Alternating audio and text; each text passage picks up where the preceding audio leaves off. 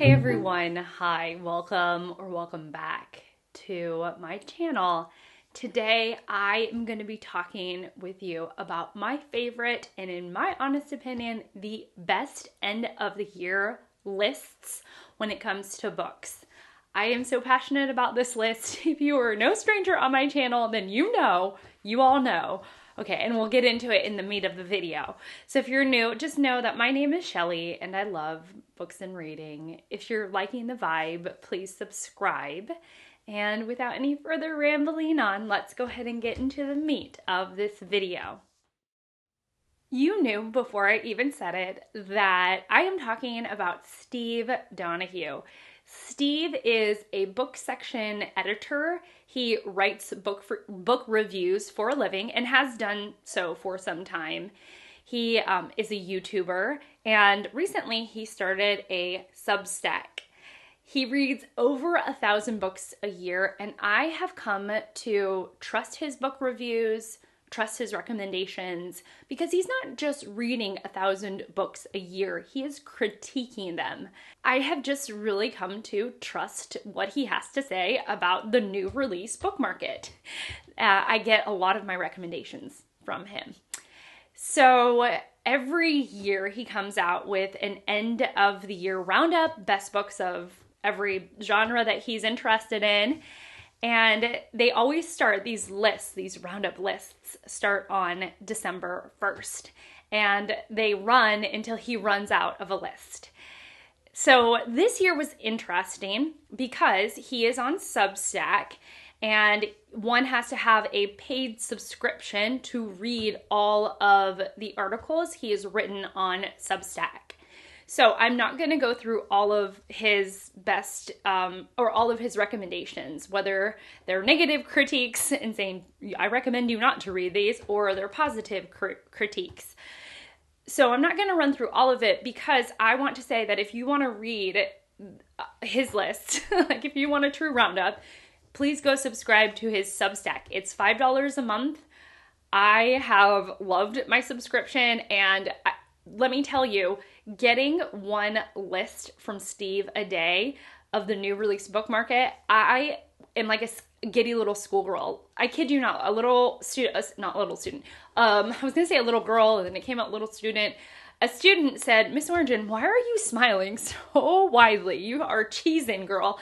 And I was like, I didn't want to say it, but I was like, Steve Donahue's best of list just came out. I get so excited. And it supplies me with at least a direction of my next year, the direction I want to go in. It helps shape the following reading year for me because it gives me an idea of what not to pick up, what to pick up, what might be worth it, and I'll revisit those lists time and time again as the coming year unfolds. So Steve's list showed up on Substack this year. That was different. And I noticed that it was a little bit slimmer. These roundup lists were there was a little less than previous years. So as I was reading through Steve's commentary about the book world in 2024, he noted that it was a bit of a weak publishing year. The books coming out were a little anemic, a little uninspired. I thought that was interesting. So this year he did not have a top 10 for historical fiction or science fiction fantasy, but included a couple of historical fiction and science fiction fantasy books in his best of fiction.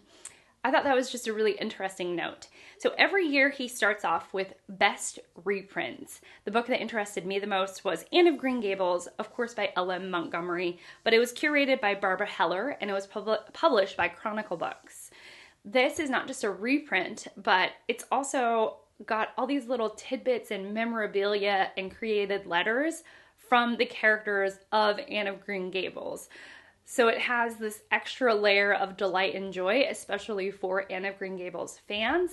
So there's little bits from Marilla and Anne and Diana and possibly Rachel, and all of that is sprinkled throughout the story, our main story of Anne of Green Gables, which I thought sounded fantastic. The other reprint that got me really excited, I started immediately Googling and going down the rabbit trail to see images of this book because it is the it's Norse Mythology, the Illustrated Edition by Neil Gaiman or Gaiman. I never know how to say his name, but it's illustrated by Levi Pinfold, who I included some of his illustrations in the best illustrated books of all time, one of those videos that I've done, because Pinfold's illustrations are second to none. They are impeccably done. So if he is illustrating something as creative and imaginative as Norse mythology, I was like, I want to get my grubby little paws on that book. So after reprints is the list of best translated fiction. The book that stood out to me the most was a new translation of Aesop's Fables. The new translation was done by Robin Waterfield, and it was put out by Basic Books. Now, Steve always writes a couple of sentences explaining or giving you a sense of why he chose this book for the list. And he says that this book somehow manages to not be sentimental and not stoop down to shallow moralizing. And for that, it gives a fresh take to Aesop's Fables. And as somebody who is familiar with those works, it would be interesting to reread them without those elements. And I thought that was really interesting. So after translated fiction, the next book I was interested in was from the romance category. Now, if you know me, I have tried, and I'll just tell you now anyways, I've tried my best with romantasy. I think I really like the idea of it, of being swept away to another world, another dimension, another realm, with all of these different world-building aspects, and to have like a really spicy love story embedded in that. That sounds so much fun, and I have tried a couple. Akotar was one of them, and it just didn't do anything for me. So as I'm reading through the list, Steve's list rather, I noticed that on there is a science fiction romance, and I was like, that sounds amazing. So the book that just got me all excited was The Brightness Between Us by Elliot Schreffer. Now, Elliot Schreffer, this book actually is the second book in a series that he's doing. And the first one is The Darkness Outside of Us. Now, I started reading The Darkness Outside of Us, and I thought it was like an adult romance. I've come to find out that it's actually a young adult romance. And I am loving this book. Now, I'm only just a teeny bit of the way in, but Steve said that Elliot's writing is very sharp. It's just great. And I can see why, because The Darkness Outside of Us, which is the first book in this series, is just so wonderful. And the cheesiness that I got from romantasy, like at least the romantasy that I read, I'm not getting that cheesiness with Schreffer's book at all. I mean, it's cheesy. There's elements that are cheesy, but there's something that's very honest about it, and that is working for me. And I have not been able to say that till this moment, but I am like sucked in. I want to know. I have my favorite characters already. I'm like, girl, you're like 10% in. And I'm already like, I love these people, which is how you're supposed to feel with romance. And I'm just glad it's working so well. So I wouldn't be surprised if I followed up with this second book, The Brightness Between Us.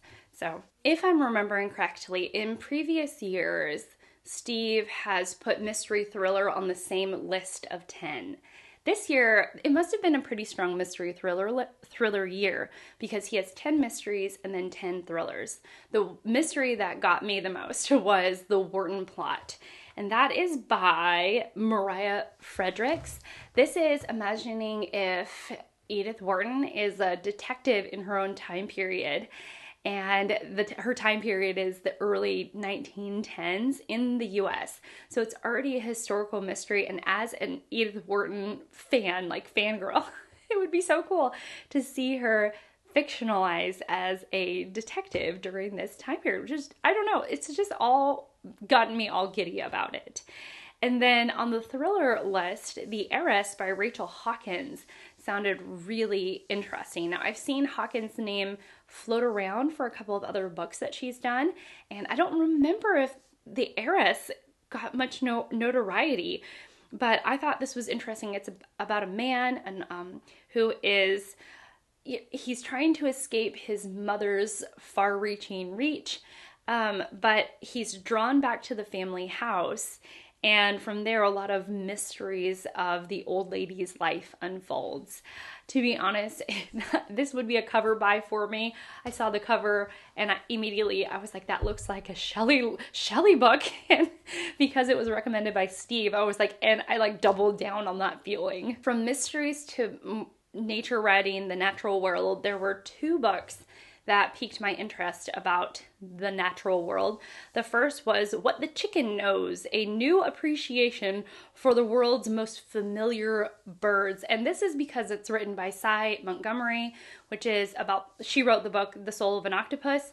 She just has a way of writing with such thoughtfulness and such depth. She really not only gives the creature for whom she is writing about a beautiful story and such immaculate research, but told in this way that you want to keep reading. But she also ends up putting in these personal narratives and anecdotes that just makes your heart like double beat for the creature that she's talking about, whether it be for like the octopus, she was visiting this aquarium like daily and getting to know these different creatures and explaining their personalities. And those little tidbits of her own personal experience made me feel like I was Cy, sticking my hand into a cold tank and letting an octopus like feel around my hand. And it just made me feel so much more connected to the creature that she was exploring. And so I know that she does that with her books. And so to find out that she does it about the chicken has delighted me beyond what it should. And then the last nature writing book is The Ant Collective, Inside the World of an Ant Colony by Armin Sheeb. Now, I'm a bug girl. I like bugs. I like how they work. I think they're very interesting. We get a lot of ants here. We get a lot of fire ants here. So you see them working on their ant hill and you watch them pop up at certain times of the year. And at times, they're fascinating to watch. Now, if you get bit by those little suckers, man, it hurts. It is awful. But, you know, just watching them and being an observer of them, it can be quite fascinating. In terms of the history section, the barn popped up, and I've read about the barn in these roundup lists. The barn has made it to several roundup lists. So I thought it was interesting that Steve also was like, yes, it's making it to my list. It's called The Barn, The Secret History of a Murder in Mississippi by Wright Thompson. This was put out by Penguin Press. Now, Thompson is covering the Emmett Till murder in 1955, but also tying in his own personal family history to this event. There was one biography that I was like, yes, and it's Henry V. And it's The Astonishing Triumph of England's Greatest Warrior King by Dan Jones. This is definitely because I recognize Dan Jones. He is writing a historical fiction series right now, but is also a very well-known biographer or historian. And I have just heard that Dan Jones's writing is very energetic, and so I have been interested in all of Dan Jones's oeuvre, and so this just adds to my interest in this author overall. We're at the fiction, and I had read already one of Steve Donahue's best of fiction recommendations, so there was 9 for me to choose, and I chose 4 that I'm interested in. The first was The Heart of Winter by Kevin Barry. Now, Kevin is, I know this because I actually took this book out from the library and started reading it, and I was intrigued and then got very busy. It's a slim little work. It is a 19th century America, and the main character is a drunk but also a poet. And there were some there, like, even reading the slim bits, like the couple pages that I read, there was some really interesting wordplay on those pages. Next up is A Great Marriage by Frances Mays. Now, this is about a marriage falling apart, but noted here that it is said, Steve says that it's engrossing and written with genuine charm. And I was like, that sounds good. A book I was already interested in and just excited that it made the list was Our Evening by Alan Hollinghurst. Hollinghurst has grown in my own curiosity, like in my own curious heart, because I've heard he is just a splendid, spectacular, incredible author. And so, yeah, very excited to see Our Evenings on here. And then finally, a weird pick. Even Steve said it was a weird pick, and it's got like no reviews anywhere. It's got so few reviews. It's really an under the radar pick. And it is Deadpan by Richard Walter.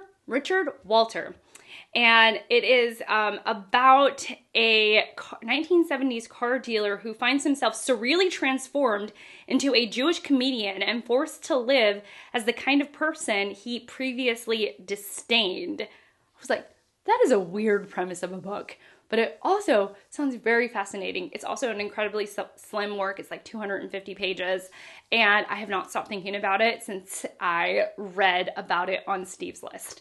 I've almost purchased it a couple of times, but yeah, that's it.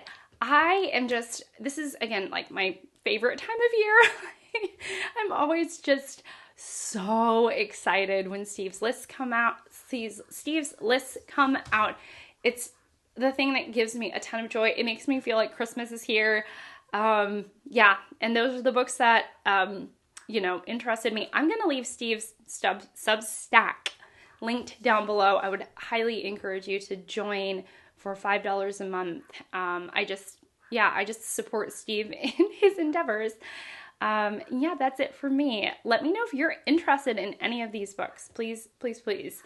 Which one piqued your interest the most? But yeah, that's it for me. Thank you so much for watching. Thank you so much for being here and spending this time with me. I really appreciate it. And I will see you all in my next one. Bye!